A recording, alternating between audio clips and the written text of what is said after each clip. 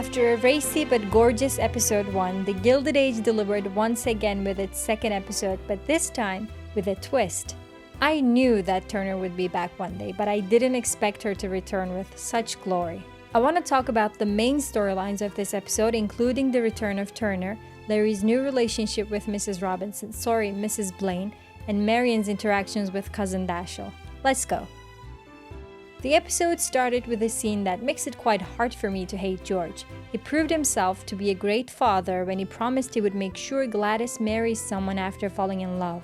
For someone at his social standing, this was not how things worked at the time, so him being supportive of Gladys's feelings were amazing and showed that he was a great father. Yet, I feel like this will definitely cause problems between him and Bertha in the end.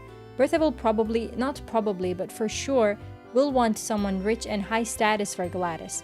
And if Gladys is not in love with the person Bertha finds, this will result in a disagreement between the couple if George keeps his promise to Gladys, which I think he will. As for Oscar, he took the defeat quite well. I actually enjoy his scenes much more in the second season. I think they made him more likable and enjoyable. I especially loved his scenes with Marion. They seem to have become allies. The scene at the couch where Oscar just lied down in disappointment and Marion supported him was just amazing. The way he saved Marion from Mr. Morgan at the tournament was also incredible. More of this, please. Speaking of Marion, it became quite obvious what Julian Fellows is planning on doing with her storyline. Dashiell is a nice guy, loved by everyone, well at least compared to someone like Mr. Morgan who was a drunk shitshow. Marion will think Dashiell is a good guy for marriage, but in the end, she will realize her heart is not really in it. From the way they glance at each other, I still think Mary isn't interested in Larry, but we'll realize that much later, maybe even at the last episode of the season, so the cousins will continue courting each other for a while. This brings me to Larry and his new love interest. I don't know, but something about Mrs. Blaine didn't seem right to me. She seemed too interested in Larry. Does that make sense?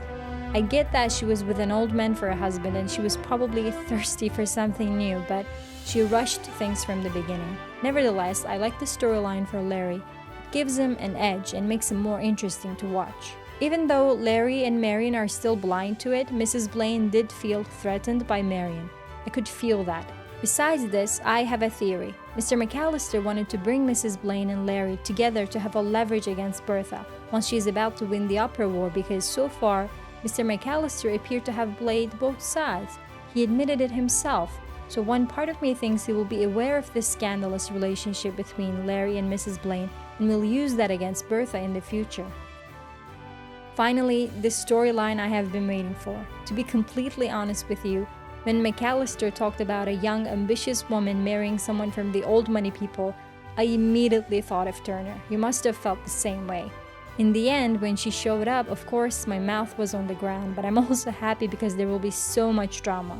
First of all, Bertha needs Turner's help in the opera war. Will Bertha be prideless enough to ask for her former maid's help? I think she has to. Second of all, the whole George and Turner storyline makes this 10 times more interesting. George never told Bertha about Turner's attempts to sleep with him. He even asked Bertha to write a good reference for Turner. This has to come up in one way or another. We, as the audience, know that nothing happened between them, but Bertha doesn't, and she will be raging once she finds out. I know Bertha and George's love for each other seemed quite strong, especially hearing Bertha say, "I will do anything for you," was pretty amazing, but that doesn't mean their relationship can't take a blow. I read an interview given by Carrie Coon, and she said this season would focus on problems in George and Bertha's marriage. So I wonder if these problems will be caused by Turner or the Gladys situation. Probably both. It's the second episode and Peggy is already back on 61st Street. I'm glad she returned because I do love her dynamic with Agnes. Even though the head of the household threatened Mrs. Armstrong with unemployment, it didn't seem like she got her lesson. Peggy finally standing up for herself was astonishing to watch, but I don't think this storyline is over. One thing that I noticed in Peggy's storyline is about Mr. Fortune. He said that he and his wife lost a child a few years ago. Does this mean he's still married? This could be tricky. Maybe his wife also died, but he is still addressing her as his wife. Or maybe he's still married and I should stop shipping him with Peggy. Perhaps Peggy needs some alone time after going through such a terrible loss. Other things also happened in the episode, of course. For example, George is trying to bribe the union leader. We will probably see their meeting in episode 3. The other interesting storyline was the aftermath of last week's dinner where we learned Mrs. McNeil was Watson's daughter. Now, Church knows about it. George will also be involved since he knows that there's a secret. I didn't quite understand Jack's obsession with the broken clock. Please enlighten me in the comments. Ada's interest in the Reverend was quite lovely to watch. Everyone immediately noticed her interest in the man, which was cute.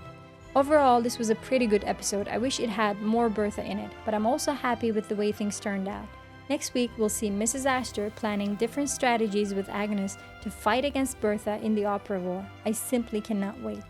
That's all I have to say about this episode. I will do another video to talk about what's to come in the 3rd episode. You can subscribe to my channel to watch that video. Let me know your thoughts about the episode in the comments below, and see you soon.